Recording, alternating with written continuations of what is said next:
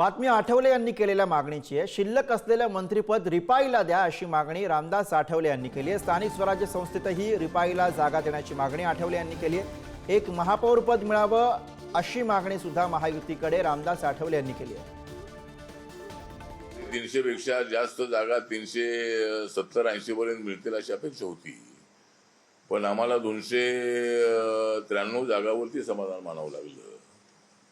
तर ठीक आहे, तर आता या विधानसभेमध्ये महाराष्ट्रामध्ये एवढं प्रचंड यश मिळालेलं आहे आणि माननीय देवेंद्र फडणवीस यांनी अनेक वेळेला बोलून दाखवलेलं आहे की दलितांची मतं आम्हाला दलित आदिवासींची मतं मिळालेली आहे।